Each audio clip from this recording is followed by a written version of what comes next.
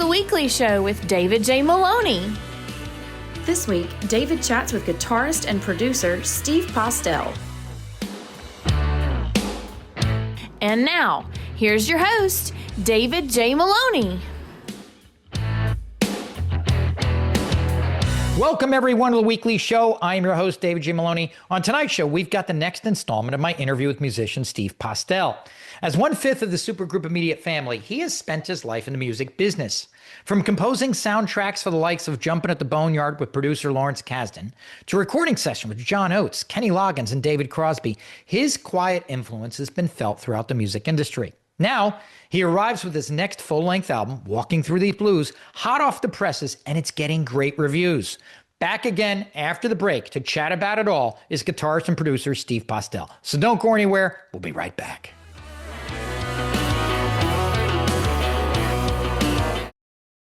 You know, because I was going to ask you if you had a favorite memory of David, or if there's anything that sticks out to you after all these years as like a quintessential David Crosby moment in your life. Was it that, or was it something else? My favorite David moments were not when we were making music, really. It was when he was holding court. He was just such a bigger-than-life guy. Or we'd go to a restaurant and watching him take in the staff and meet the chef and talk to the waiters and telling stories. And, you know, the times that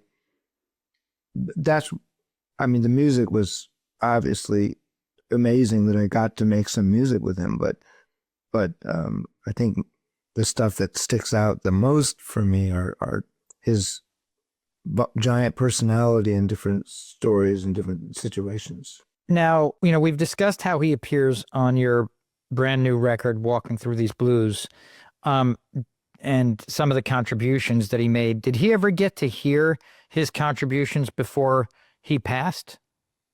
He heard that tune, yeah. Now, also featured on the record are your bandmates from Immediate Family.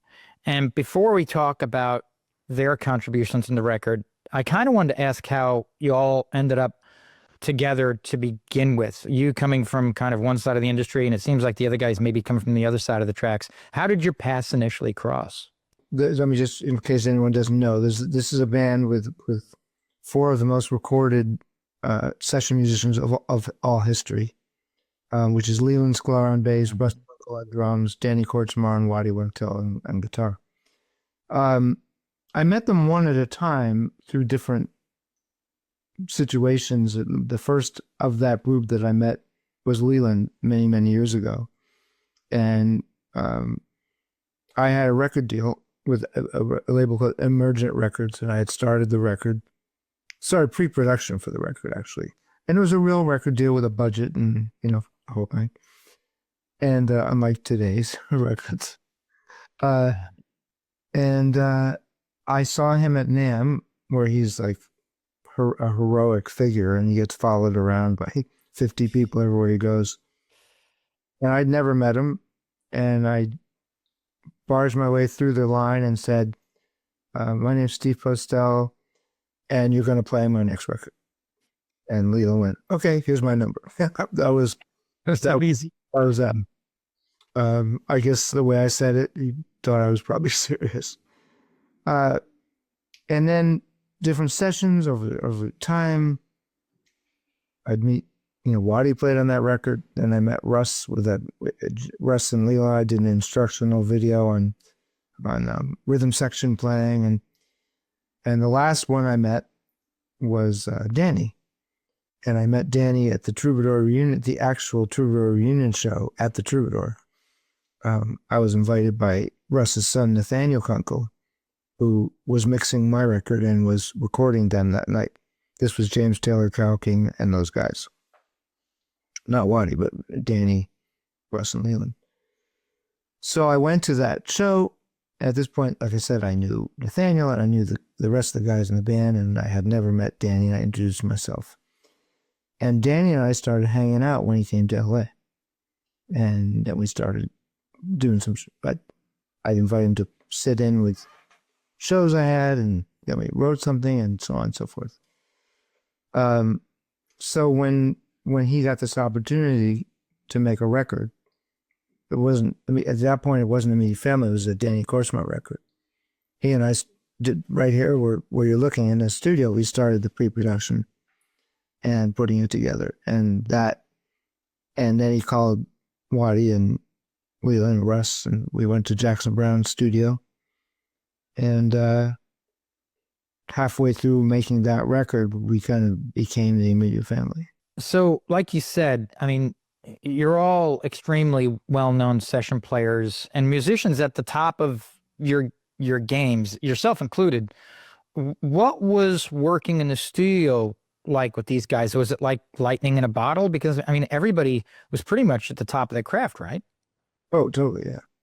Oh, it was very magical, and of course, those were the guys I always wanted to play with. That literally those guys, you know, like in my imagination, that's who I wanted to be in a room making music with. After seeing those guys with James and with Warren Zevon and with Jackson, and so it was. I mean, there's two sides of it. On one side of it, you're just in it and you're trying to do the best you can. So you're all just musicians making. But there was a side of me that was very aware, like, this kind of dream come true. Yeah, it was very magical and very obvious very soon that I mean, those guys knew they could play together. They had for years, but they'd never made their own. Well, the section made records, but that wasn't with Waddy. So they'd all made records together, but making our own music in the studio together, it was very clear that it was a great match in many different ways. I mean, four of us are producers, so we had a lot of good. I mean, that can be a clash, but in our case, it meant nothing was going to get slipped by. You know, there was always someone to go, try this or maybe like this, and then Waddy, Danny, and I have really three very distinct styles of playing the guitar that happen to work effortlessly together. So we rarely had to talk about guitar parts. Just we knew we all had our lane, and that's unusual. And so yeah, it was very. And of course, Leland and Russ are one of the greatest rhythm sections of all time. Yeah, and between all of you, I mean, you've basically worked with everyone who's anyone in the business over the past 40 years. You mentioned, you threw some names out there. I mean, how many times did you look over your shoulder in the studio to realize maybe there was somebody, I mean, maybe I'm imagining more than I should. Did you ever situations where you'd look over your shoulder in the studio to realize maybe there was somebody like a Phil Collins or talking to Leland or perhaps a Linda Ronstadt or somebody talking to Danny? Did those things happen often or no? Oh, yeah. I mean, I'd be sitting here with Danny and he'd get a phone call and I'd hear the voice, and I'd say, oh, that's James Taylor's voice, and people would drop by the studio. But that's been happening for years. I mean, the first record I ever made, Paul Simon dropped by the studio because he was dating Shelley Duvall and she knew the keyboard player. We're a community. Music people are a community. I mean, then when I had the studio with Steve Ferroni, who was the drummer in the Heartbreakers, I ended up at Mike Campbell's house, and there's Tom Petty, and it's not that big a world in a certain way. So, each of you guys kind of had some level of differences in training. What do you think but you mentioned also that some of you guys had, producer backgrounds. What do you think some of the differences in training for each of you brought to the table for the band? I mean, what were some of those differences that each person brought to the table that helped make everything just, come together the way it did? I mean, I'm the only one who had a classical background. So I do play a little bit differently than someone who came up playing jazz or blues first. And that style of playing allowed me to sort of take the role. The reason the Immediate Family didn't have a keyboard player, one of the reasons, is that what a keyboard player might have done in the band, I kind of do, which is find parts and phrasing and structures that fit in with the rest of it. Danny is very much influenced by sort of the old blues styles, and techniques in the guitar, and is one of the greatest masters of a kind of rhythm guitar playing that almost funk blues rhythm guitar playing, like all those amazing parts on those records. And so he has this great ability to find this almost like a drum part in the guitar, and then Waddy is extremely melodic, and it's also about parts, but it's more of a rock and roll sort of mentality that he brings into his parts. So yeah, everybody, we all listened to a lot of music growing up and paid attention, which is one of the things that's missing a little bit these days, is that younger musicians a lot of them are not as hungry to go back in history and really learn. And we all were, I mean, Danny's a historian when it comes to the old blues records, and Waddy studied this stuff. I mean, when he got the Everly Brothers gig, he got it because he knew every song they'd ever written and how it went, and he'd studied it. Matter of fact, he knew it better than the band. When they at the audition, there was one point where they asked him to play it. They said, "We'll play this song," and he said, "Which version?" They're like, "There's two versions." Yeah, there's this version that. So all of us, including of course Russ and Leland, have cut our teeth on learning what came before us, and that's what one of the things we all share.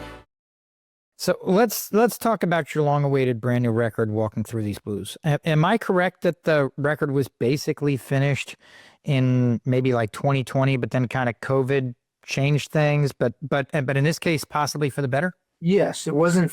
It was close. It wasn't finished, but it was well on its way. And then COVID hit. And when I was doing it, I didn't have a label at that point. So that's one thing that changed. So COVID hit. So one, I couldn't get people in the studio at that point. And I could still work on it, and two, no one was playing. And for an artist like me, of my stature, which is, I'm not the Rolling Stones. The Rolling Stones put out a record, people are going to buy it. But if I put out a record, I got to go play, and people go see me, and I'd like to hear your record. So promotion was obviously hindered completely. There was nowhere to really promote it. So I was like, put the brakes on in terms of releasing it anywhere, trying to find a label at the time. So it gave me this great cushion of time to keep writing, get rid of what I didn't want, add, keep recording, keep mixing. So at that point, I didn't have Crosby on it. I didn't have Glenn Phillips on it from Toad the Wet Sprocket. That happened even later. So I just kept working on it. So it started to be done right when COVID was enough of in enough of a slump to allow people to start playing again. But right then, Immediate Family put on a record. So I was like, okay, put the brakes on this one more time. I'm not going to, same label, they signed me, Gordo Valley Records. So we'll wait. So finally, we had a break in between. The next Immediate Family record won't be out until next year. Perfect timing. I finished it, but I got to remix it again. And, hopefully you keep getting better. So I feel my years, over the 4 years I had this record in the can, I got better at it. How did the journey for this record start originally? I mean, it's got a compelling album title, so I was wondering if there was any through line in the beginning, or if a through line really didn't emerge until later. For me, I still adhere to what I was inspired by. So I was inspired by, of course, the Beatles and a lot of stuff after that, where you made music and you created music, and the theme is wherever you're at in your life at that time. That's the theme. It's not something that's sort of implanted on the album. It's going to be about this, or it's going to be. It's not. So I write, and when I have enough songs, and the time is right, I make a record. I'm very fortunate that now I have a studio, and I'm pretty facile in the studio. I know my way around it, so I can record whenever I want. I just wrote a song this weekend with Glenn Phillips, and really cool song, and we'll just record it just because we can here. We'll bring in a rhythm section, and then we'll record that and either release it as a single or who knows. How did your collaboration with Glenn come about, and what kind of sealed its inclusion in the record? We had a mutual friend who passed away since, and there was a guy named Alan Kozlowski who used to own a big post-production, the biggest post-production facility in LA, and he was one of those guys, he knew everybody. He was friend. That's how I met Jackson Brown. That's how I met Jeff Bridges. Unfortunately, I didn't get to meet his friend George Harrison, but so he was his tentacles went out to a lot of different areas, and we became really good friends. So for his 70th birthday, he had a big event that I helped put together, and a lot of his friends played. Jeff played, Kenny Loggins played, I can't remember everyone who was there. I played, and Glenn Phillips played. And we had never met each other, and we just kind of had a nice rapport.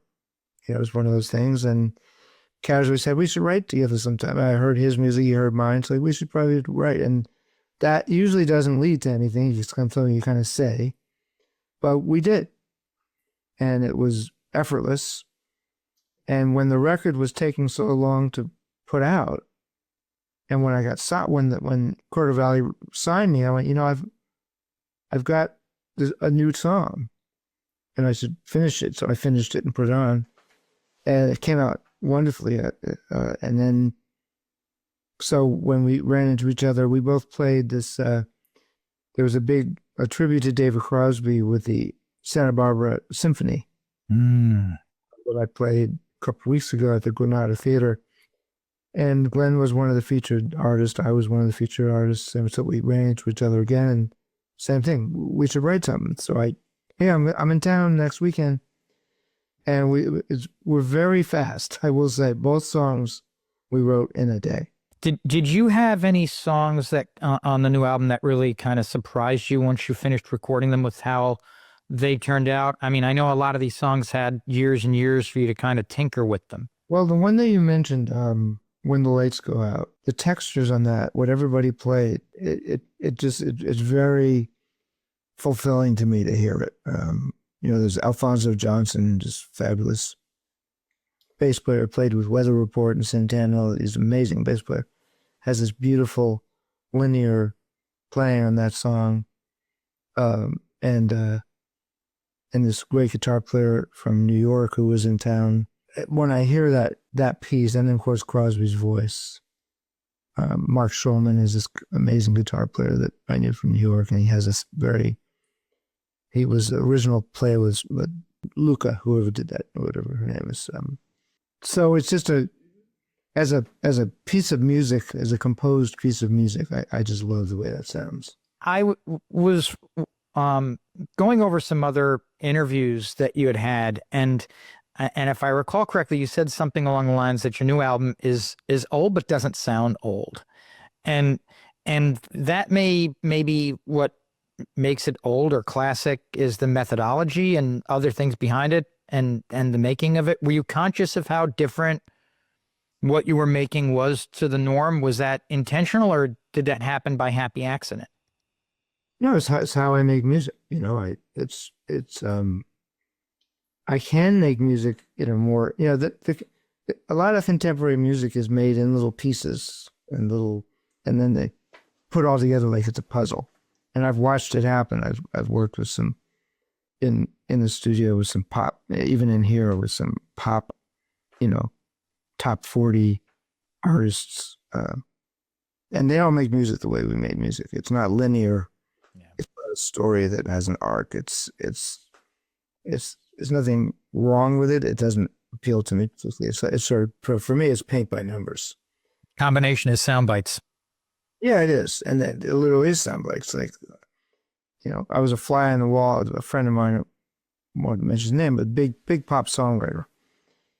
They were in LA and the studio got double booked, and she called me and the whole team is there. The producer, the mother, the young artist, the record company, the engineer. So they're sitting at the door of the studio and they can't go in. She's like, can we come to your studio? It's like an emergency, like right now. Yeah, sure. So I watched what they did for a while because it was interesting. And they're literally like, say, I like the sound on that Sabrina Carpenter record. This was before that, but yeah, that sound, what's that sound? And then they play, and they go, oh yeah.